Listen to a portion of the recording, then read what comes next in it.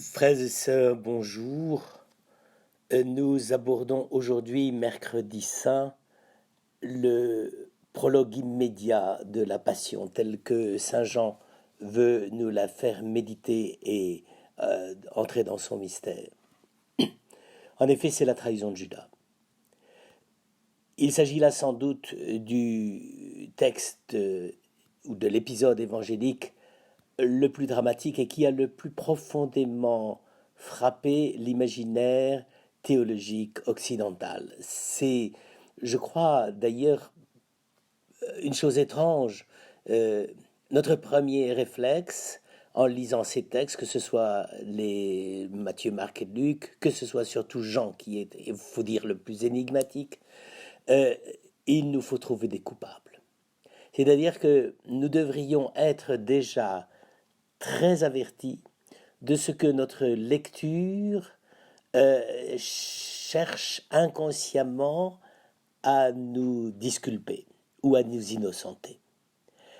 Et c'est d'ailleurs quelque chose d'assez compréhensible et la plupart des spécialistes du Nouveau Testament s'accordent à dire que si la trahison de Judas a été si fortement soulignée, c'est bien précisément pour cette raison. C'est-à-dire que il fallait quand même essayer de comprendre comment, à l'intérieur même de la communauté la plus euh, proche de Jésus, les 12, n'est-ce pas, comment tout à coup le drame avait pu surgir de l'intérieur des 12. Vous le comprenez, c'est pour ça que j'ai choisi cet autre tableau de Rubens, et qui est extraordinaire, et qui montre la scène non pas étalée le long de avec les disciples étalés le long de la table, j'allais dire, ça aurait été encore une ordonnance de repas, n'est-ce pas, avec des places choisies, triées sur le volet. Non, là, c'est au moment même du plus grand, de la plus grande proximité les uns des autres. Tout le monde est complètement bloqué, soudé au personnage de Jésus qui est en train de rompre le pain et qui se prépare sans doute à donner la bouchée à Judas. Et c'est au cœur même de ce groupe où il n'y a qu'une faille, c'est la faille centrale. On, on laisse voir le geste de Jésus, alors que de tous les autres personnages, on ne voit pratiquement que la tête, du moins dans le passage le plus intéressant, celui des visages, n'est-ce pas? Ici, il y a le pain au centre, l'Eucharistie, n'est-ce pas?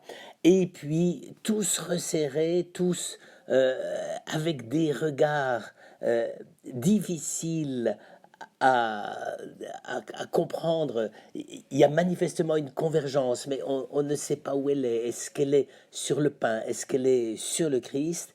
Est-ce qu'elle est comme ça, presque élevée vers le ciel? Vers le ciel, on ne sait pas. Et en même temps, à côté de la faille, là où normalement cette faille est faite pour nous introduire le regard vers Jésus, il y en a un là, le seul, qui semble absent et qui est terriblement présent, et c'est Judas. Et il est là et il nous regarde. Il ne regarde pas, comme tous les autres disciples, vers Jésus et le geste qu'il va poser. C'est pourtant lui qui va recevoir la bouchée. Eh bien, il est déjà absent.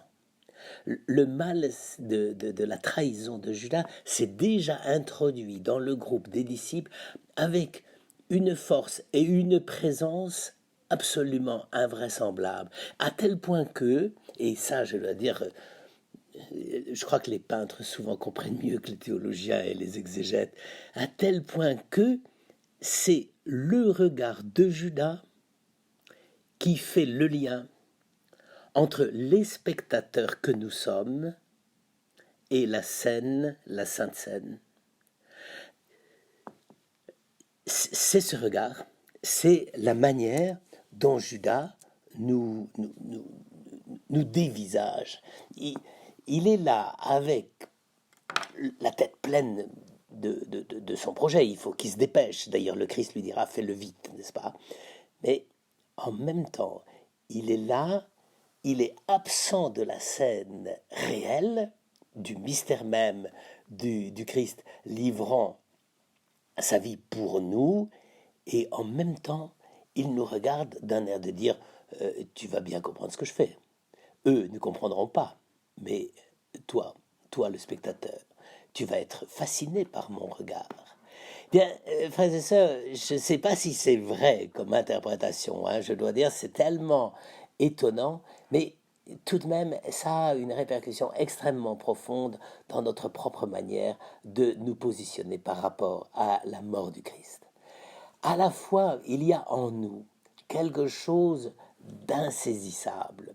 Euh, je ne dis pas que nous sommes Judas. Je ne crois pas il faille nous faire de Judas cette espèce de prototype même de l'homme pécheur horrible, etc. Heureusement, nous ne sommes pas tous des traîtres.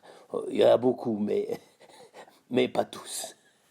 Et donc, c'est, nous sommes là saisis par comment se peut-il que le mal entre dans ce groupe.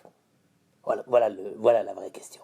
Et c'est ça que la communauté primitive s'est demandé. Et c'est pour ça que les écrivains sacrés, les auteurs du Nouveau Testament, ont osé poser la question. C'est qu'est-ce qui s'est passé pour que, effectivement, puisse s'introduire le mal qui allait provoquer ce que l'on sait.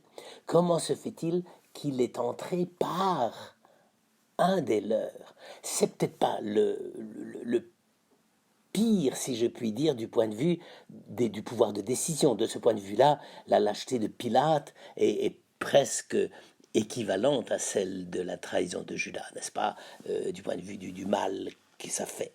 Mais il faut bien reconnaître que c'est là le vrai problème. Comment le mal peut-il venir du cœur même de la communauté, de la communion? Nous sommes devant l'Église, là. C'est l'Église de Dieu, c'est-à-dire les 12 autour de Jésus, n'est-ce pas? Et nous sommes là, et là, il y a tout à coup quelqu'un qui prend, j'allais dire, une sorte de pause et de regard à partir de l'Église, mais hors de l'Église. Il va sortir. Il va sortir. C'est la dernière parole que le Christ lui dit, ce que tu as à faire, fais-le vite. Et Judas, il sortit, et on nous dit à ce moment-là, il le faisait nuit. Alors, frères et sœurs, il y a quand même un élément qui, à mon avis, chez Jean, est mieux souligné que chez les autres évangélistes.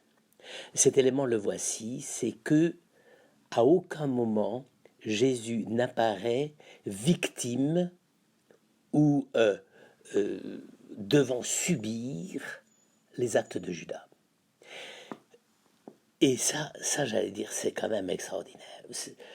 Dire que le Christ va mourir, c'est dire d'une certaine manière, il devient le jouet la manipulation, de la manipulation du monde, du pouvoir du mal, du pouvoir de Satan. D'accord. Mais est-ce que c'est vrai? Eh bien, précisément, tout le récit de Jean, relisez-le au chapitre 13 à partir du verset 21, 20-21, relisez-le, vous verrez tout l'évangile, tout le texte du récit de la trahison de Judas, c'est pour montrer qu'à aucun moment le Christ n'est victime du mal, n'est victime passive du mal qui va lui être fait. Au moment même où il va être arrêté sous la conduite de Judas, à ce moment-là même, souverainement, il donne la liberté à Judas. Dieu ne renie jamais la liberté qu'il a donnée à l'homme. Ça, c'est que Jean ait pu dire ça. Au fond, c'était la plus grande pédagogie de l'espérance que Jean pouvait donner dans la manière dont il a raconté la trahison, c'est de dire oui, c'est vrai, c'est horrible. On aurait aimé que Jésus dise à ce moment-là à Judas, écoute, reste ici au piquet et tu bouges plus. Et qu'à ce moment-là, il n'ait pas pu donner les indications au grand prêtre pour dire où Jésus se trouvait dans le jardin des Oliviers peut-être une heure ou deux plus tard. On aurait aimé ça. Et non. Jésus ne peut pas, Fils de Dieu, celui par qui tout a été créé, ça c'est vraiment la vision de Jean, Jésus ne peut pas diminuer d'une quelconque façon la liberté de Judas, quoi qu'il arrive. Enfin, c'est ça, c'est effectivement un moment, si je puis dire, de la passion, mais qui n'est peut-être pas à lire dans le sens où nous voudrions le lire. C'est pas voilà celui qui a trahi, c'est pas nous qui montrons Judas, c'est Judas qui nous dévisage, qui dit oui c'est vrai j'ai trahi, mais qu'est-ce que tu aurais fait? Et qu'est-ce que tu ferais? Et donc, à ce moment-là, évidemment, nous allons tous dire, mais c'est pas moi, etc. D'accord, mais ça n'empêche. Nous sommes là devant le Christ, devant l'Église, devant ce surgissement inouï de la communauté des disciples de Jésus, des disciples qui sont déjà les disciples du ressuscité, n'est-ce pas? Eh bien, comment nous réagissons?